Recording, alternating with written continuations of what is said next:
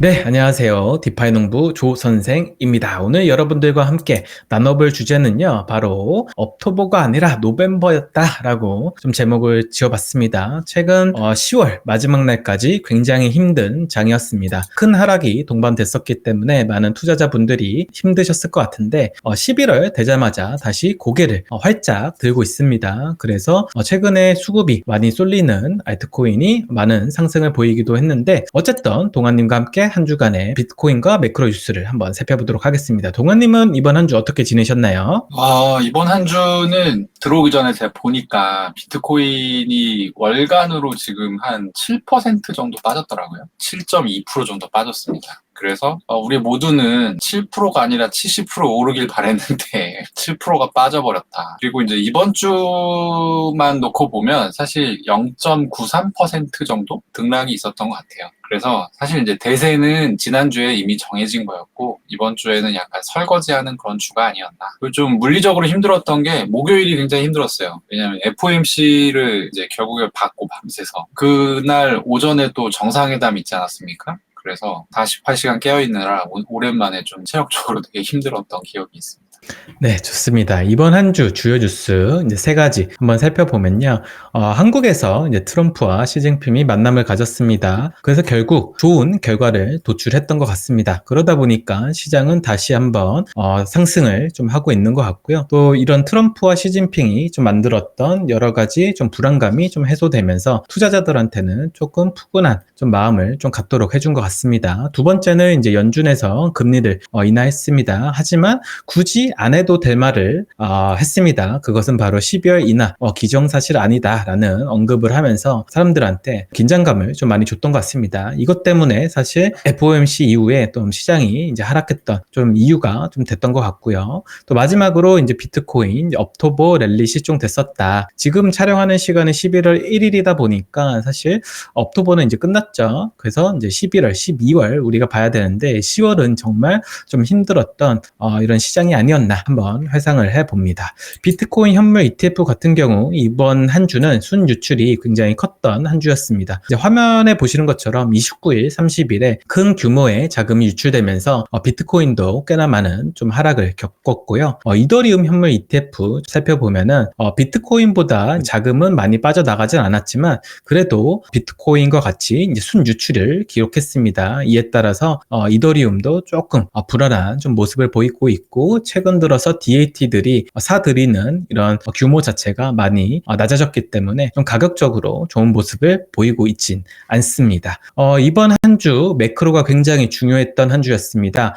키스는 없었지만 얘기는 잘 됐다. 즉 트럼프와 시진핑이 만나서 잘 협상을 했다라는 좀 얘기를 우회적으로 쓰신 것 같은데 동아님이 생각하시기에 이번 어떤 만남 결과 어떻게 생각하시나요? 약간 되게 재밌었어요. 왜냐하면 그러니까 이제 코인 하시는 분들이 매크로에 이렇게 관심을 가지는 계기가 있었나? 약간 싶을 정도로 그 코인 하시는 분들이 다 이 방송을 보고 있더라고. 그래가지고 저도 같이 유튜브 같이 생방 보면서 시진핑 표정이 너무 안 좋다고. 근데 시진핑 표정이 원래 약간 사람이 좀 뚱한 표정이에요. 그리고 사람이 살이 쪄가지고 5년 전에 트럼프 일기 때 저거 할 때는 훨씬 표정이 더 안 좋았어요. 근데 이번에는 나쁘지 않았고 그리고 이제 뭔가 옷도 나름대로 좀 신경 쓴 그런 모습? 트럼프는 빨간색 넥타이 맺고 시진핑은 또 파란색 맞춰서 해주지 않았습니까? 이런 센스가 원래 시진핑이 없는데 저는 괜찮았다. 그리고 이제 협상이 끝나고 나서 둘이 기자회견을 하는 걸 기대를 했었는데 기자회견을 안 하니까 또 폭락이 조금 나왔었어요. 갑자기 가격이 푹 떨어지고. 근데 사실 시진핑은 누구와도 기자회견을 같이 하지 않습니다. 저 사람은 중국에서는 거의 왕이기 때문에 그 왕이 기자회견 중에 갑자기 트럼프가 앙심을 품고 이상한 짓을 하면 쪽팔리잖아요. 그런 것 때문인지 어쩐지 시진핑은 기자회견을 원래 같이 하지 않는다. 뭐 이런 여러 가지들이 좀 믹스돼서 되게 재미있는 환경이었고 내용을 좀 보면 일단 여러 가지 문제들이 있었어요. 미국이 원래 대두를 굉장히 많이 파는데 중국에 그걸 일체 안 사겠다 해가지고 그 대두가 생산되는 지역이 대부분 공화당 지지 지역이에요. 그래서 트럼프가 좀 화가 많이 났는데 어쨌든 대두 중국이 사주기로 했고 두 번째로 이거 되게 해묵은 문제죠. 펜타닐 전구체를 중국이 대부분 멕시코에 던져가지고 멕시코가 거기다가 뭘 하나 첨가해서 펜타닐을 만든 다음에 미국으로 뿌리고 있었고 그거 먹은 사람들이 약간 이제 좀비처럼 이렇게 사회 문제가 됐었는데 펜타닐 전구체 수출을 좀 자제하기로 얘기가 됐습니다. 디테일은 안 나왔지만 어쨌든 자제하기로 얘기가 됐고 제일 중요한 거는 히토류였죠. 히토류 때문에 이 난장이 벌어진 건데 히토류를 원래 중국이 수출 통제를 하기로 했었는데 그 수출 통제를 1년 정도 유예하기로 했습니다. 이제 중국도 이 미국이랑 비슷한 방식을 쓰는 거죠. 관세 유예해주듯이 히토류 수출 통제를 유예해주는 방식. 그래서 어쨌든 미국이 원하는 거는 다 얻었어요. 그럼 미국은 뭘 줬냐? 펜타닐 관세가 원래 20%가 책정되어 있는데 그중에 10%를 깎아주기로 했습니다. 그래서 미국의 대중국 관세가 원래 57% 정도 수준이었는데 그게 이제 47%가 됐습니다. 미국이 준 건 이거 하나야. 그래서 트럼프가 그러니까 이제 10점 만점에 12점짜리 협상이었어. 이렇게 이제 얘기를 하는 거죠. 그래서 이제 협상 자체는 굉장히 잘 됐다. 우리는 이 협상만 잘 되면 이제 코인 가격이 날아갈 걸로 생각했지만 그런 일은 없었다. 오히려 약간의 셀더 뉴스 나오면서 한 2% 정도 하락을 했죠. 그런 일들이 있었다. 라고 정리할 수 있을 것 같습니다. 네, 이제 말씀 주신 대로 이제 이런 회견이 끝나고 나서 우리는 잘 됐으니까 이제 상승하는 일만 남았다라고 생각해서 굉장히 기분이 좋았었거든요. 저도 이제 아침에 뉴스 보고서 너무 이제 기분이 좋았었는데 근데 이걸 웬걸 갑자기 셀더 뉴스로 시장은 인식을 했는지 비트코인뿐만 아니라 알트코인이 꽤나 큰 하락이 좀 동반이 됐습니다. 아무래도 선물 쪽에서 청산이 좀 많이 되면서 좀 하락폭을 좀 키웠던 것 같은데 동아님은 이거 보시고 어떤 생각이 드셨나요? 저는 약간 그 헐크 영화에 나오는 유명한 대사 있잖아요. 나는 이미 화가 나 있어. 저는 지난주부터 화가 나 있었어. 왜냐하면 이게 이제 10월 10일에 관세 100% 폭락이 있었고 그거를 거의 바로 주워 담았거든요. 트럼프가. 그래서 나스닥은 거의 안 떨어졌어요. 사실 그것 때문에. 근데 비트코인은 떨어지기도 낙폭이 많이 떨어진 데다가 또 청산이 엄청 됐죠. 한 190억 달러 정도가 공중분해됐죠. 그리고 이제 호재가 나왔으니까 가격이 회복을 해야 되는데 계속 회복을 못했었어요. 그래서 지난주 때도 제가 비슷한 장표를 보여드리면서 이거 모멘텀이 지금 작동을 안 하고 있다. 코인 쪽에. 요즘 문제가 크다. 이런 말씀을 드렸는데 사실 이번 주에도 비슷한 문제가 계속 지속이 됐었고 지금 보시면 여기 선이 미세하게 가 있는 게 보이시나요? 이 세로 선이? 네, 그쵸. 거기가 FOMC하고 미국, 중국 정상회담이 있었던 날짜입니다. 10월 30일. 그때 기준으로 했을 때 괴리율이 11.6%예요. 이게 무슨 얘기냐면 11월 10일 폭락이 있었던 날에 둘의 등락률이 같았겠죠? 비트코인과 나스닥 100에. 요 이제 등락률을 원점으로 놓고 봤을 때 20일 정도가 지난 이후에는 이게 11%가 벌어졌다는 거예요. 비트코인이 덜 올라가고 나스닥이 더 올라간 거죠. 그래서 이때는 11.6%였는데 하루가 지나고 나서 그러니까 이제 이 뉴스가 나오고 만 하루 동안 이게 14%까지 벌어집니다. 그래서 셀더 뉴스가 코인 쪽에는 좀 나왔다. 근데 사실 절대적인 가격으로 보면 나스닥도 떨어졌어요. 이 이벤트 이후에 또 같이 셀더 뉴스가 나왔는데 더 기분 나쁜 거는 코인이 더 많이 떨어졌다는 거예요. 14% 정도 벌어졌다가 지금은 다시 어제 이제 비트코인이 조금 강한 모습을 보이면서 12% 정도까지 줄여놓은 상태입니다. 그래서 저는 이거를 계속 봐왔기 때문에 사실 흐름을 조금 인지하고 있는데 어제 같은 경우가 조금 그동안 한 달 정도의 흐름에 있어서 예외적인 상황이었어요. 비트코인이 계속 축축 처지다가 어제 같은 경우는 나스닥이 빠지는데 비트코인이 버텨주더라고요. 그래서 이거 오늘 분위기가 반전이 되면 다음 주에는 그래도 좀 기대해볼만 하겠다라고 생각을 했는데 아주 막 티나게 어떤 좀 아웃퍼폼하는 모습이 보이진 않았고 어쨌든 지난주가 아니지. 이 10월 31일까지는 굉장히 안 좋았는데 11월 1일부터는 좀 괜찮을 수 있겠다라는 희망을 가져볼 수 있겠다라고 정리할 수 있겠습니다. 네, 좋습니다. 이제 11월, 12월 어떤 상승장의 결정은 우리 제롬 파월에 좀 달려 있는 것 같습니다. 시장에 계속적으로 금리 인하가 계속 될 것을 이제 풍겨줘야, 이런 뉘앙스를 풍겨줘야 사람들이 기대감을 갖고 주식이든 코인이든 계속 살 거잖아요. 유동성도 이제 긴축에서 이제 완화로 좀 변경이 되고 뭔가 유동성이 시장에 풀려서 이제 위험 자산들이 이제 오른다라는 인식을 좀 강하게 심어줘야 되는데 이걸 웬걸 이번 이제 연준 회의 때 12월에도 금리 인하할 걸로 기대하지 말아라. 이런 어떤 뉘앙스를 좀 비쳤단 말이에요. 이것 때문에 시장에 또 깜짝 놀라는 이벤트가 발생했었는데 도대체 왜 이런 말을 굳이 했을까요, 동원님? 일단은 연준은 여러 가지 역할을 하는데 그 많은 분들이 모르시는 부분이 연준이 가이딩을 하는 역할을 굉장히 중요하게 생각해요. 지들이 가이딩하는 역할이라고 하는 거는 FOMC를 6주마다 열잖아요. 그래서 이제 기준금리를 얘기를 하는데 그 과정이 6주마다 FOMC를 열고 FOMC에서 12명이 투표를 거쳐서 기준금리를 결정하는 과정이 전체가 신호를 발산하는 거예요. 지금 우리가 시장을 어떻게 보고 있고 금리가 이렇게 정해질 거니까 시장 참여자들 니네는 이런 행동을 해 라고 얘기를 하는 거거든요. 근데 그런 측면에서 봤을 때 연준이 이렇게 이제 행동이 아니라 말로 디렉션을 주는 경우가 언제냐면 연준은 신호를 계속 보내는데 시장이 못 알아들어. 이걸 그냥 자기 마음대로 해석을 해. 그래가지고 지금 보면은 최근 몇 달 내내 연준은 이제 뭐 계속 그냥 금리 인하 계속 하는 거네. 약간 이런 이제 그림이 나왔었어요.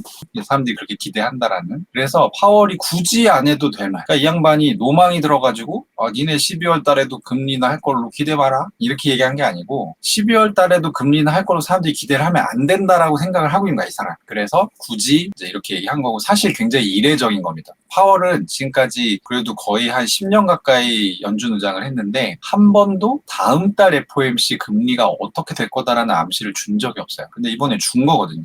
12월 달에는 금리 인하가 없을 가능성이 크다. 그러니까 금리 인하가 없으면 동결 아니면 인상인데 인상하기는 좀 어렵고 동결을 할 것을 강하게 시사를 한 거죠.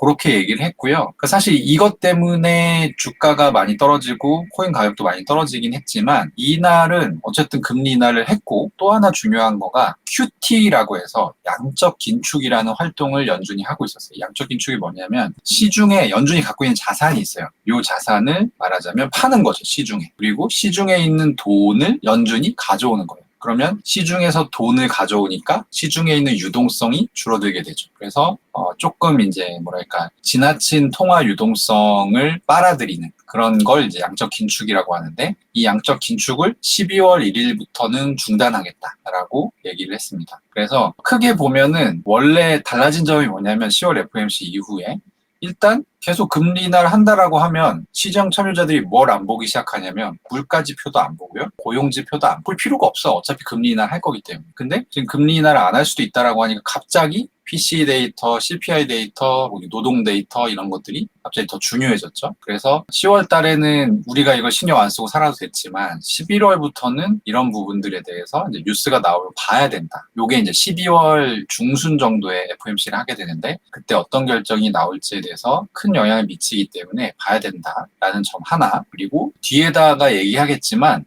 양적 긴축이 종료가 됐잖아요. 양적 긴축의 반대가 양적 완화라는 게 있어요. 양적 완화는 뭐냐면 시중에 있는 자산을 연준이 사주는 거예요. 그래서 돈을 풀어주는 효과가 있어요. 돈을 풀어주니까 시중에 돈이 막 많아지니까 이거는 뭐예요? 금리 인하랑 똑같고 그러면 위험자산 가격이 올라가게 되는 결과를 낳게 되죠. 근데 지금 보면 양적 긴축을 중단한 거고 양적 완화는 말도 안 꺼냈지만 사실 시장에서는 곧 있으면 양적 완화가 있을 것 같다라는 얘기를 계속 하고 있어요. 그 얘기를 좀 이따가 드릴 건데 그거는 조금 호재를 기대해 볼 수 있을 것 같습니다. 저 한 가지 좀 궁금한 게 있습니다. 이제 파월이 항상 얘기했던 게 데이터를 기반으로 의사결정을 하겠다를 올해 내내 얘기했었잖아요. 그럼 그 데이터는 어떤 것 같아요? 동아님이 보시기에. 데이터가 지금 이제 정부가 셧다운한 지 거의 한 달 됐잖아요. 한 달 넘었지. 정부 셧다운의 문제가 뭐냐면 데이터는 한 달치를 모아가지고 분석을 해서 뭐 하는 거거든요. 근데 이 모으는 단계부터가 놀기 때문에 셧다운을 하면 데이터가 나올 수가 없는 환경이 돼. 그러니까 파월도 약간 악에 바쳤나 봐. 그러니까 사실은 정부가 셧다운이고 약간 비상 상황이잖아요. 그 비상 상황이 한 달째 이어지고 있단 말이야. 그러면은 지금 뭐 중앙정부도 연방정부도 돈을 안 써. 돈을 안 쓰니까 보조금 받아가지고 이제 생활하는 사람들은 보조금이 다 끊겼죠. 지금 안 주고 있어요. 그러면은 물가도 내려갈 수밖에 없고 그리고 사람들이 이제 돈을 못 쓰니까 빡이 친단 말이에요. 그러면 이런 상황에서는 긴축적인 방식보다는 약간 완화를 시켜주는 게 맞아요. 안전하잖아, 그게. 아니 사람들이 돈이 없어가지고 죽겠는데 거기다가 막 계속 또 쪼이고 막 이러면 그럴 때는 돈을 좀 펑펑 풀어줘야지. 약간 이런 느낌이어서 저만 그런 게 아니라 모든 사람이 정부 셧다운이 길어지면 연준이 계속적인 금리 인하를 할 수밖에 없을 거다 이렇게 얘기했거든. 안 보이니까 풀어줘야 되는 거야. 근데 이날 파월이 뭐라 얘기했냐면 정부 셧다운? 그거는 운전하는데 안개 끼는 거랑 비슷한 거잖아. 그러면 나는 차를 멈추지. 이렇게 얘기를 한 거. 그래서 차를 멈춘다는 거는 이제 금리를 결정하지 않는 거죠. 결국에 동결이지. 그러니까 동결을 시사한 거죠. 그런 식으로. 그래서 와, 진짜 말 잘한다라고 생각을 했지만 좀 어이는 없는 듣고 있으면 그런 상황이었어요. 그러면 이제 우리가 앞으로의 금리 인하 그럼 몇 번 할 수 있을지 그걸 확률적으로 한번 살펴봐야 되는데 어떻게 해석을 하면 될까요? 요 위에 있는 그림이 저번 주에 제가 첨부했던 그림이고요. 요 밑에 있는 거는 현재 그림이에요. 그래서 보시면 위에 거는 10월 달이 있고 밑에는 12월부터 있어요. 그래서 윗줄은 이제 없다고 생각하시면 되고, 그러면 총 내년까지 위에는 한 번, 두 번, 세 번, 네 번. 계단이 4개가 있죠? 4번 금리 인하를 한다는 거예요. 밑에 장표를 보시면 지금 계단이 3개밖에 없죠. 그래서 일단 내년까지 해서 금리 인하 횟수가 한 번 줄어든 거예요. 그래서 요게 지금 비트코인 가격이랑 자산 가격에 10월 30일 이후에 반영이 됐습니다. 그래서 이제 좀 내려가게 됐고, 그리고 보면은 여기 위에는 계단식으로 돼 있죠. 완전히 한 칸 한 칸 한 칸 내려와서 말하자면 세 번째 금리 인하 시기가 2026년 1월이었어요. 그러니까 3번 금리 인하 연속으로 하는 거였어. 근데 지금 어때요? 지금은 12월에 한 번 내리는 걸로 돼 있고, 그 뒤로 다음 금리 인하는 내년 6월로 밀렸습니다. 그러니까 이게 큰 차이죠. 요게 6개월이 밀렸다는 거. 그리고 마지막으로 12월의 금리 인하 확률은 어떻냐? 저번 주까지만 해도 요게 91%였습니다. 근데 그게 63%로 감소가 됐습니다. 그래서 지금은 사실 월가에서도 할지 안 할지 모르겠다. 근데 하지 않을까? 정도의 톤이에요. 지금 그래서 12월 금리 인하가 어떻게 될지. 만약에 여기서 또 금리 인하 한다면 우리는 좋은 거예요. 왜냐면 지금 이제 요게 되돌려졌기 때문에 악재라서 가격에 이미 반영이 된 거고, 여기서 다시 한다라고 하면 또 가격이 올라갈 수 있는 계기가 되겠죠. 네, 좋습니다.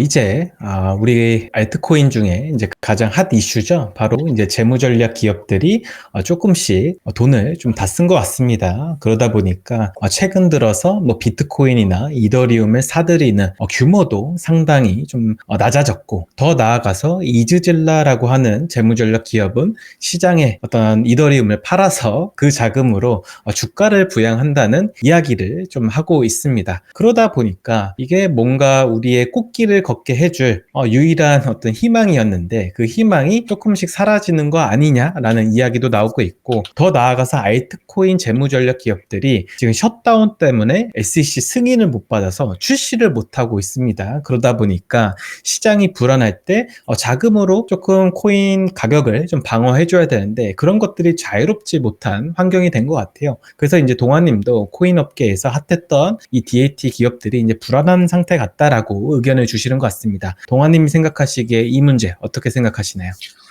이 문제는 사실 저희도 질문을 되게 많이 받는 단골 문제예요. 스트래티지 괜찮냐? 이 질문이 정말 많았어요. 올해 들어서 저는 한 20번은 받은 것 같아요. 각각 다른 사람들한테. DAT 기업들이 이렇게 코인 많이 사는데 얘네가 팔면 어떻게 돼요? 이런 질문이 되게 많았어요. 근데 이제 그게 현실화가 된 게 이번 주에 몇 개의 기업들이 그 사례가 나왔습니다. 이더 같은 경우는 이제 이드질라라고 하는, 굉장히 많이 갖고 있진 않아요. 그냥 한 DAT 기업 중에 10위 안에는 그래도 들어가는, 그래도 나름 이름이 있는 네임드인데, 여기서 최근에 이제 자사주 매입 프로그램을 진행해야 되는데 돈이 없다. 그러면서 이더리움을 팔았습니다. 많이 팔진 않았어. 뭐 한 4천만 달러 정도?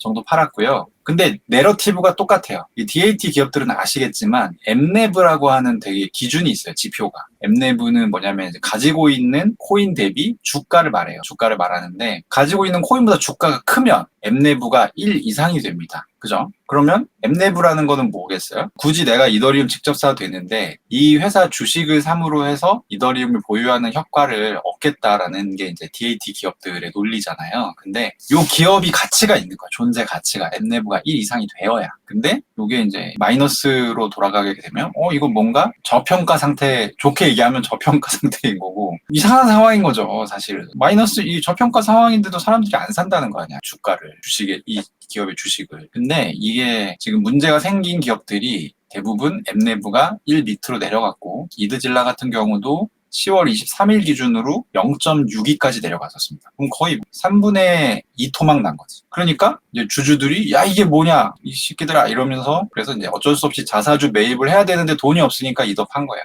그렇게 됐고, 지금 보시는 장표는 이드질라와 관련된 그림이 아니라 얘네는 이제 시퀀스라는, 저도 이번에 처음 들어본 DAT 기업인데 비트코인은 꽤 가지고 있더라고요. 그래서 대략 한 4억 달러 정도의 비트코인을 가지고 있었는데 그 중에 한 3분의 1을 또 코인베이스로 이체를 했습니다. 얘네는 아직 팔았다는 공시는 안 나왔어요. 근데 이체를 한 것만으로도, 근데 우리는 알잖아. 이제 암호화폐 거래소로 코인충들이 돈 보내면 뭐예요, 그거. 현금화잖아. 그러니까 매도를 한다는 거구나. 그래서 이제 DAT 기업들이 파는 애들이 약간 중량급들이 지금 생기기 시작했다. 요게 시장에 조금 이제 불안 요소고, 동현님도 잘 말씀해 주셨지만, 그럼 파는 애들만 있냐? 사는 애들도 있잖아. 그래서 실제로 이제 비트마인 같은 애들은 더 많이 사고 있어요. 근데 이제 문제는 뭐냐면, 지금 셧다운 기간이라 이 기업들이 뭔가 이 사고 매수하고 기업, DAT 기업 만들고 이걸 진행하려면 SEC 승인이 필요한데 SEC가 놀고 있단 말이에요. 이게 매수를 하는 사람들은 적고 지금 매도를 하는 사람들이 나타나기 시작한 상황인 거예요. 그래서 요거는 좀 지켜볼 필요가 있겠다 정도의 톤으로 지금 모니터링을 하고 있는 상황이라고 보시면 되겠습니다. 네, 이제 재무 전략 기업들이 잘 해줘야 됩니다. 그래서 비트마인이 그래도 ETF 순 유출된 만큼 이더리움을 사줬었기 때문에 그래도 조금 방어가 좀 된 거 아닌가 싶기도 하고, 또 그래도 좀 우리가 이번 주에 좀 의미가 있었던 거는 우리 마이클 세일러의 이제 스트래티지 비트코인 재무 전략 기업의 성과가 좀 괜찮게 나왔습니다. 동원님, 이거 어떻게 보시나요? 그 사실 되게 많이 후달렸어요. 저도 그렇고 동현님이랑 실제 그 대화를 하기도 했는데, 지금 마이크로 스트래티지는 S&P 500이라는 되게 큰 지수에 편입이 되느냐 마느냐가 되게 중요한 상황이에요. 그래서 원래 지난 분기까지로 하면 돼요. 자격이 돼. 그래서 편입이 되게 되면 어떤 효과가 있냐면, 이 S&P 500은 지수 자체를 투자하는 돈이 많아요. 그래서 지수 자체를 투자하면 그 돈이 어디로 가요? 시가총액에 따라서 이제 500개 기업으로 안 분된단 말이에요. 스트래티지한테도 떡고물이 좀 떨어지는 거지. 스트래티지 주가가 몇 달 동안 지금 헤매고 있는데 그게 조금 반전될 수 있는 계기가 있는 거고, 스트래티지 주가가 올라가게 되면 마이클 세일러가 비트코인 살 돈을 또 만들 수가 있죠. 그래서 그런 측면에서 코인 업계에는 좋은 일인데, 안 나오면 어떡하나 했는데 생각보다 굉장히 좋게 나왔고요. 그래도 좀 안심할 수 없는 건, 사실 이제 조건이 된다고 해도 그동안 보면 약간 굉장히 뭐랄까 밈 주식 같은 애들은 S&P 500에서 걸러요. 조건이 돼도 받아주지 않는 경우가 있었어, 사례들이. 근데 이제 스트래티지의 모델을 어떻게 판단할 것인가. 최근에 이제 또 스트래티지가 신용평가 받았는데 B- 떴단 말이에요. 그 B-는 좋은 등급이라고 할 수 없어. 그래서 그런 부분들이 종합적으로 아마 12월 정도에 그게 결정되는 걸로 알고 있어요. 근데 여기에 관심 가지고 있는 사람들이 많으니까 이제 뉴스가 그 전에 나오겠죠. 그래서 그 부분도 되게 되면 비트코인에는 호재이기 때문에, 왜냐하면 이게 저번에 안 됐을 때 악재로 작용했어요. 그래서 되면 호재로 작용할 겁니다. 그래서 그 부분도 우리가 지켜볼 필요가 있겠다라고 말씀드리겠습니다. 네, 마지막으로 이제 QT가 이제 중단되면 QE는 언제 할까? 양적 완화는 언제 할까? 이런 것들이 시장에 지금 관심사로 이어지고 있습니다. 아무래도 주식 시장이 지금 호황을 누리고 있다 보니까 욕심 많은 분들은 이제 QE 하면은 더 자금 들어올 거고, 그러면 나는 이제 부자 되겠네라는 희망에 좀 차 있으십니다. 코인 투자자들은 야, 물린 것만 어떻게든 QE로 좀 건져 올릴 수 없겠냐라고 하는 이제 희망 회로를 돌리고 있는데요. 동환님이 생각하시기에 이 QE 언제 시작할 수 있을까요? 일단 원래 QT를 연준에서는 내년 1분기에 할까? 정도의 생각을 갖고 있었어요. 9월 FOMC 회의록을 보면 그런 내용이 나옵니다. 그러니까 한 달 전이죠. 한 달 전만 해도 그런 내용이었는데 왜 갑자기 이번 FOMC에 전격적으로 12월 1일부터 QT 끝낼게 라고 얘기가 됐냐면, 요 위에 이제 하얀색 차트 보시면 이게 미국의 시장에서 결정이 되는 기준금리와 연관된 금리들이에요. 보시면 노란색이 가장 기준금리하고 같이 따라서 움직이는 EFFR이라고 하는 금리인데, 원래는 EFFR이라는 금리보다 이 까만색 금리가 내려가 있는 게 정상입니다. 정상인데 10월 보시면 내내 높죠. 금리가 높은 상황이라는 거는 쉽게 얘기해서 우리가 언제 금리가 높아져요? 돈을 꾸고 싶은데 꿀 수가 없어. 그러면 이자 더 줄게 라고 해야 되잖아요. 그러니까 지금 미국의 금융 뒷단에서 일어나는 상황들이 이런 상황들이라는 거예요. 유동성이 많이 줄어가지고 돈을 꾸고 싶은데 꿀 수가 없어. 이게 쉽지 않으니까 금리가 계속 올라가는 약간 그런 상황이라는 거죠. 그래서 보시면 요 까만색 선이 있고 회색 선이 있어요. 둘 다 노란색보다 밑으로 내려가 있는 게 정상이에요. 근데 둘 다 올라와 있었고, 그리고 최근에 특히 굉장히 많이 올라가고 있어요, 이 부분이. 그래서 요걸 가만히 놔두면 안 될 것 같은데 라고 해서 사실 QT를 중단한 거예요. 아까도 설명을 잠깐 드렸지만 QT는 시중 유동성을 빨아들이는 역할을 해요. 그러니까 QT를 계속하면 금리가 저렇게 높은 게 더 올라갈 가능성이 있잖아. 그래서 요걸 잡기 위해서 QT 중단할게 라고 이제 얘기를 한 거예요. 그러면 이제 다음 주 정도부터는 요 금리가 어떻게 되는지를 봐야 됩니다. 요 금리는 실시간으로 나오지가 않아요. 그러니까 하루 딜레이가 되는 금리예요. 그래서 다음 주부터 여기 어떻게 되는지 좀 봐야 되는데 잡히면 다행이고 근데 안 잡힐 수도 있겠다라는 생각이 들기 시작한 게 뭐냐면 밑에 장표인데 요거는 연준이 이제 스탠딩 레포라고 해서 이름은 아실 필요 없고 말하자면 돈이 없는 애들 한테 연준이 가지고 있는 돈을 꿔주는 그런 장치라고 보시면 돼요. 되게 단기 대출인데 이게 지금 여기 나오는 두 장의 장표에 나와 있는 금리가 전부 다 국채를 이용한 레포라고 하는 단기 대출에 해당하는 금리들이에요. 뭘 보시면 되냐면 여기 보면 마지막에 여기 최근입니다. 아주 따끈따끈한 자료인데 10월 31일자에 요 선이 혼자 삐쭉 올라와 있죠, 오른쪽에. 근데 왼쪽에는 어때요? 굉장히 이 선이 높죠. 요 사이에 인터벌이 몇 년이 있어요. 그래서 요 스탠딩 레포를 사실 연준이 돈을 꿔주는 기구고 여기는 특이한 점이 뭐냐면 연준이 무슨 동사는 아무개가 연준한테 돈 꿔갔다라는 게 남아요. 누구나 그걸 볼 수가 있게 돼 있어. 대신에 급전이 필요할 때 쓸 수 있는 거지. 근데 이제 잘 생각해봐요. 어차피 여기서 돈 꿔가는 애들은 다 금융기관이에요. 근데 몇 월 몇 시 몇 분에 어느 금융기관이 돈 꿔갔다. 그러면은 그 금융기관에 돈 넣어놓은 사람들 다 어떻게 하겠어요? 빼겠죠. 여기가 금리가 높은데 이 창구를 이용할 정도로 그 금융기관에 지금 유동성이 되게 타이트하다는 얘기잖아요. 그래서 이 낙인 효과가 있기 때문에 이 기간 동안 아무도 안 쓴 거야. 이 좋은 장치가 있음에도 불구하고. 근데 최근 들어서 조금씩 이게 나타나기 시작하더니 갑자기 이게 10월 30일에 치솟은 거지. 이건 뭐냐면 이거라도 안 쓰면 뒤질 수도 있겠다. 그런 애들이 지금 갑자기 이걸 많이 쓰기 시작했다는 거예요. 근데 보세요. 파월이 뭐라 그랬어요? 12월에 금리 안 내릴 수도 있지롱 이라고 얘기했단 말이야. 그러면 연준이 쓸 수 있는 장치가 두 개예요. 크게 두 개야. 금리를 내려서 유동성을 확보시키는 거. 그리고 또 하나는 아까 얘기했던 QE라는 게 있어요. 양적 완화를 시켜주는 방식. 그래서 유동성을 직접 공급하는 방식이 있는데 금리는 지금 동결하겠다라고 얘기했기 때문에 그러면 사람들이 생각할 수 있는 건 뭐냐면 QE를 할 가능성이 있겠다. 근데 시장 가격에 위험자산 가격에 영향을 미치는 그 정도가 뭐가 크냐면 QE가 훨씬 큽니다. 금리를 내리는 것 대비해서.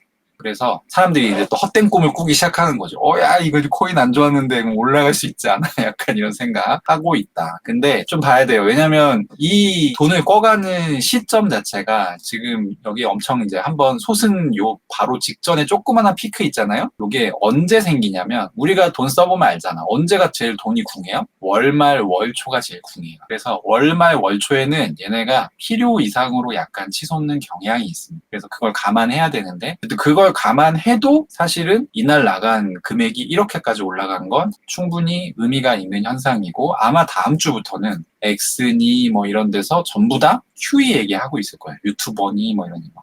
QE 기대가 뭐 이런 얘기 하고 있을 텐데 가려서 들으셔야 됩니다. 왜냐하면 그것 때문에 또 막 이상한 알트코인 사고 그러면 이제 또 낭패 보실 수 있으니까. 그래서 어쨌든 지난주에 봤을 때는 사실은 미중 협상 말고는 호재가 없었어 전혀. 근데 지금 한참 우리가 이번 주에 좀 두드러 맞았잖아요. 그 상황에서 볼 때 다음 주는 그래도 조금 기대해 볼 만하다라는 생각이 저는 들고 있습니다. 네, 오늘 동환님과 함께 한 주간의 매크로 비트코인 뉴스 같이 살펴봤습니다. 디파이 농부 조선생은 더 나은 컨텐츠로 찾아뵙도록 하겠습니다. 감사합니다. 빠이, 안녕.